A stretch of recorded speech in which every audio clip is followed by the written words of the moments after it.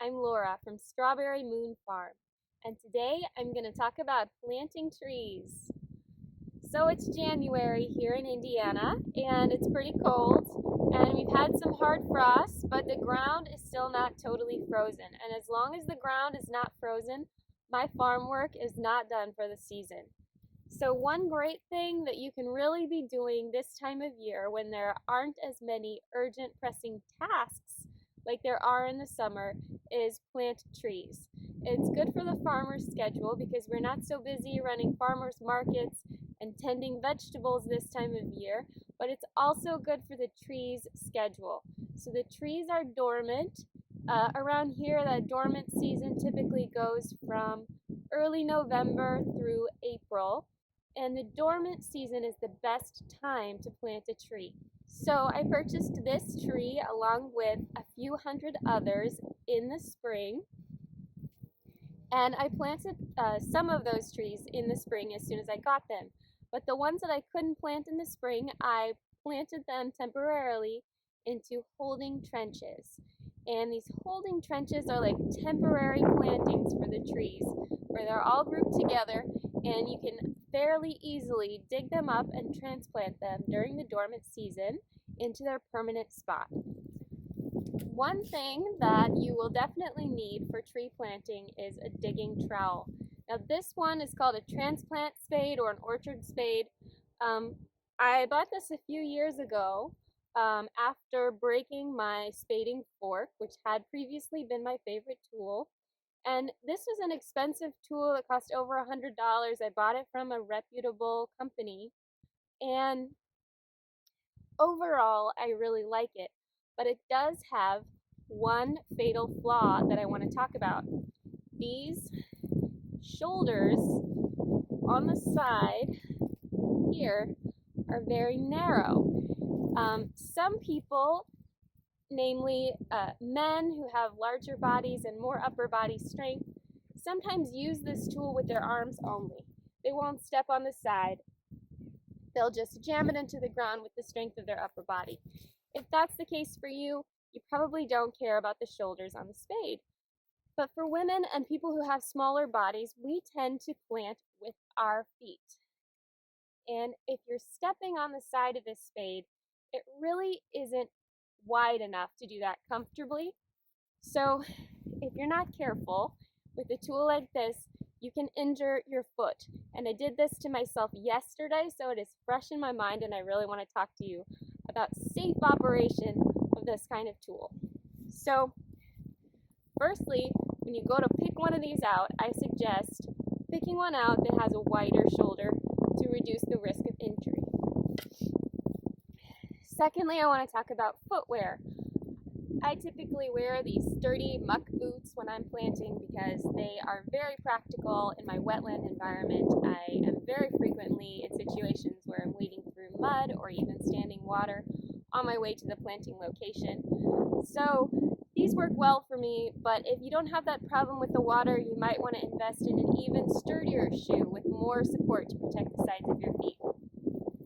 Now, the way I hurt myself yesterday is by stepping on it this way.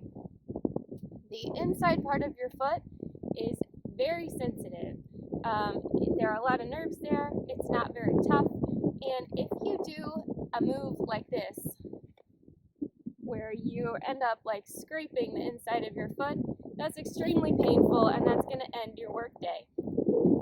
So when I'm using this tool, I try to remember to only step on it with the outside of my foot. So I do this cross-body motion so that the stronger part of my foot is pushing down on this tool. And I do usually alternate feet, so I'll do right foot like this, left foot like this, and only when I forget and I'm not paying attention do I sometimes step this way, which feels more intuitive, but it's just a really bad idea.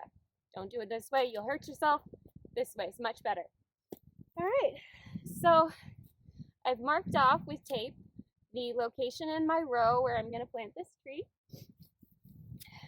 So let's get started.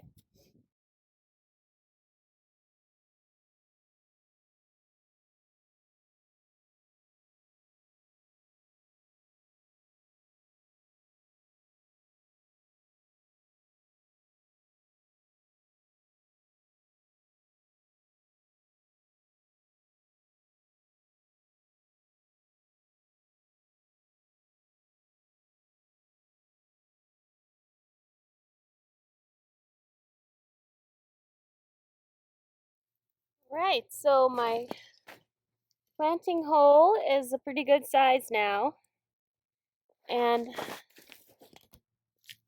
going to check it by taking my tree and just dry fitting it into the hole. You want to make sure that there's space on the bottom of the tree root so that the roots are not getting bent at all, and also that there's space on the sides.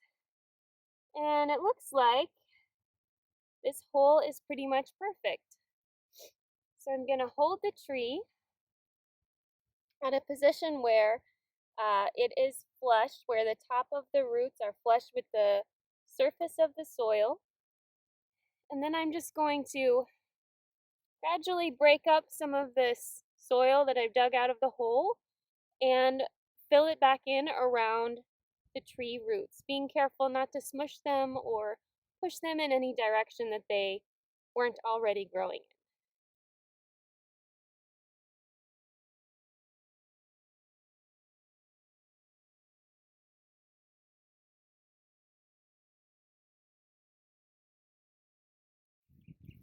When I come to these larger clods that I dug out from the top of the soil, I'm going to place those back in last.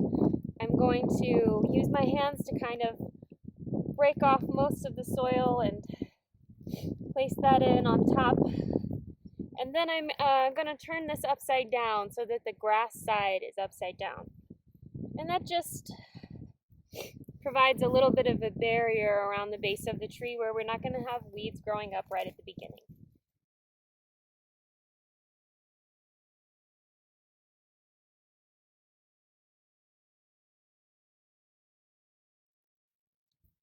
So this beautiful little white pine tree is planted in its permanent location. I hope it will grow and flourish for many years to come.